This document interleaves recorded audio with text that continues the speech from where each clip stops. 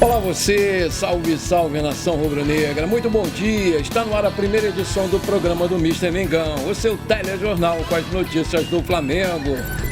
Excelente notícia para a nação rubro-negra, a final da Libertadores 2024 já tem sede definida, Flamengo negociando mais uma joia com o time da Série A. Em jogo de despedidas, Mengão segue 100% na Copinha São Paulo. Essas e outras você confere agora. Fica comigo até o final, porque aqui tem muito mais Flamengo pra você. Nessa quinta-feira, os garotos do Ninho voltaram aos gramados pela Copinha São Paulo. Diretamente do Estádio Municipal Prefeito José Liberati, em Osasco, o Flamengo enfrentou os donos da casa, o Audax, na última rodada do Grupo 19. A partida foi a despedida de alguns dos principais nomes do Flamengo da Copinha. Verton, que acertou seu empréstimo com o Santa Clara de Portugal, Peterson, Lohan, Diogo Alves e o técnico Mário Jorge e outros irão para o time principal disputar o Campeonato Carioca, enquanto o elenco principal do Flamengo estiver jogando nos Estados Unidos. O Flamengo venceu bem por 2-0 com gols de Verton aos 33 minutos do primeiro tempo e o Wellington aos 23 do segundo tempo e manteve 100% de aproveitamento, terminando essa fase com 9 pontos em primeiro lugar isolado. E outro time da chave que foi classificado foi o São José do Rio Grande do Sul. Um bom time. O Verton foi novamente o melhor do time do Flamengo, com destaques também para a boa partida do Ryan Lucas, Zé Wellington e Peterson. O mais badalado Lohan não fez uma boa partida, prendendo demais a bola e atrasando os contra-ataques do time. O Flamengo divulgou a lista dos garotos que vão deixar a Copinha São Paulo para jogar o Campeonato Carioca. Os goleiros Diogo Alves e Caio Baroni, lateral direito Daniel Salles, laterais esquerdos Lucian e Zé Wellington, zagueiro Diegão, volantes Ryan Lucas e Caio Garcia, meia Lohan, atacantes Peterson, Verton e Pedro Estevão, técnico vai ser o Mário Jorge. O próximo adversário do Flamengo vai ser no sábado às 21h30, horário de Brasília, em Osasco, no Estádio Municipal José Liberati, contra o Náutico, dando início à fase mata-mata da competição. E no lugar do Mário Jorge, vai assumir o auxiliar técnico Rafael Bahia, junto com o técnico do Sub-17, Eduardo Zuma. A Conmebol definiu que a final da Copa Libertadores da América de 2024 será disputada no lendário Estádio Monumental, a casa do River Plate da Argentina, no dia 30 de novembro. A informação é do jornalista Germán Balcarce, do portal La Nación. Um sábado que promete ficar gravado na memória dos amantes do futebol. A escolha da Conmebol em realizar a final no Monumental, independentemente da presença ou não do River Plate, reflete a grandiosidade do estádio e a importância de proporcionar uma experiência única aos torcedores sul-americanos. A edição de 2024 do Campeonato Carioca está chegando e para essa temporada o torneio vai ter uma nova tecnologia para analisar a linha de impedimento.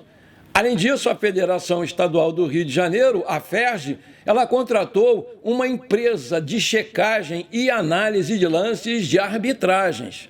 Segundo informações do UOL Sport, a FERJ assinou com a Good Game, que vai monitorar 18 jogos do Campeonato Carioca. Entre eles estarão clássicos, semifinais e finais da Taça Rio e semifinais e finais da competição. A empresa francesa analisa lances como cartões vermelhos, impedimentos e gols anulados. Na tarde de quarta-feira, dia 10, a FERJ se reuniu com os representantes dos clubes inscritos no Carioca 2024 com o objetivo de debater sobre a arbitragem do torneio. A ideia da entidade é padronizar ao máximo os critérios adotados pelos juízes na competição. Inicialmente ficou alinhado que a comunicação da cabine do VAR com o árbitro de campo vai ser simples, ou seja, sem possíveis conversas que possam ser sugestivas ao juiz. Além disso, a tecnologia seguirá sendo usada apenas em clássicos, semifinais e final do Carioca. Em 2024, o tempo técnico obrigatório para hidratação vai passar a acontecer a partir dos 25 minutos de cada um dos tempos. Anteriormente, era aos 20 minutos. Dessa forma, a mudança acontece por conta da instrução de que a arbitragem dê mais acréscimos às partidas.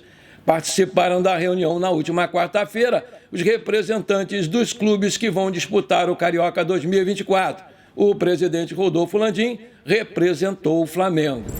Manchete: Flamengo negocia Peterson para o Atlético Paranaense por quase metade do valor da oferta recusada ao time da MLS.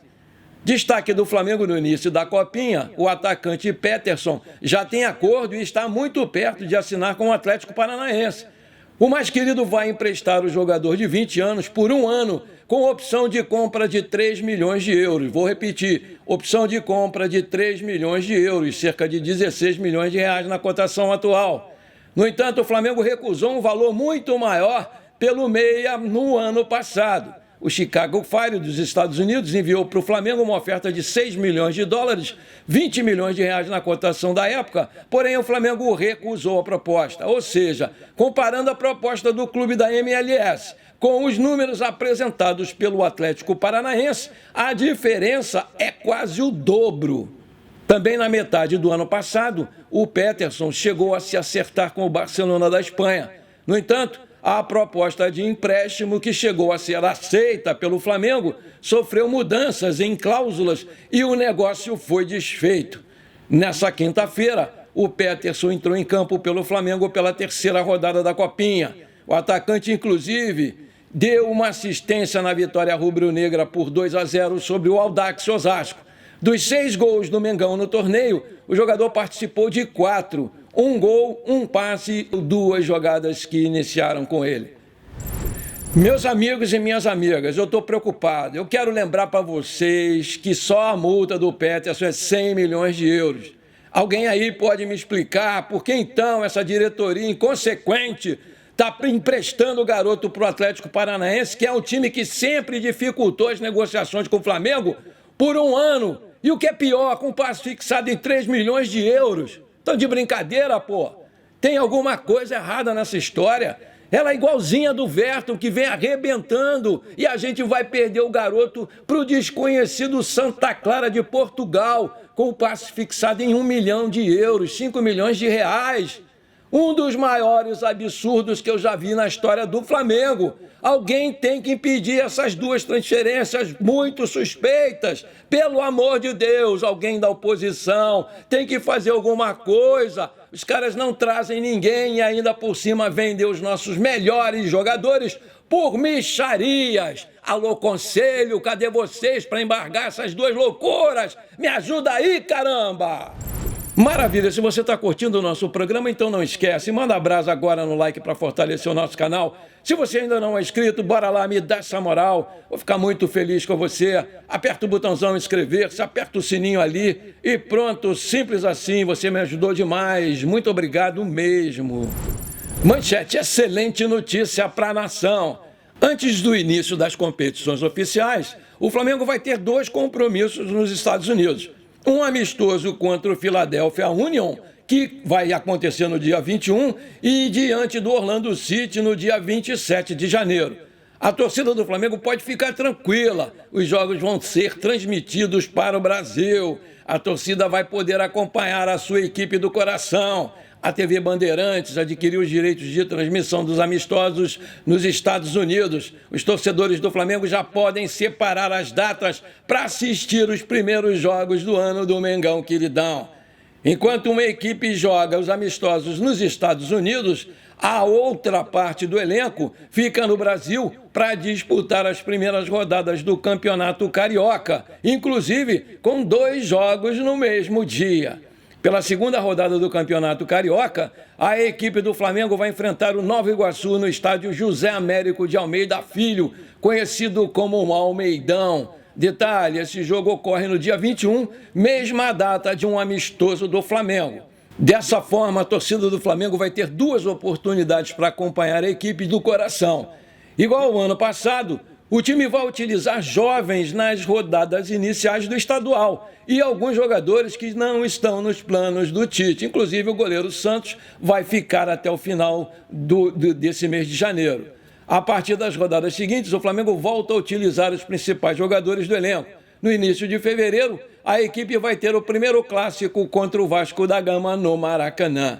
Os amistosos dos Estados Unidos serão testes para o Tite escolher quais os jogadores estarão no elenco e quais serão negociados durante a janela de transferências. Dessa forma, definir também quem pode chegar para reforçar o Flamengo. Em 2019, antes do ano mágico do Jorge Jesus, o Flamengo também viajou até os Estados Unidos para realizar a pré-temporada. Naquela ocasião, o clube participou da Florida Cup e venceu. A equipe enfrentou o Ajax da Holanda e o Eintracht Frankfurt da Alemanha. Diante do clube holandês, o Flamengo venceu nos pênaltis por 4-3. Contra o time alemão, o Mengão conquistou a vitória por 1-0. Após os amistosos em Orlando, o Flamengo volta toda a sua atenção para o Campeonato Carioca. Até lá, a equipe almeja fechar novas contratações. Léo Ortiz e Vinha, que estão no radar do Flamengo, com muita chance de chegarem a qualquer momento.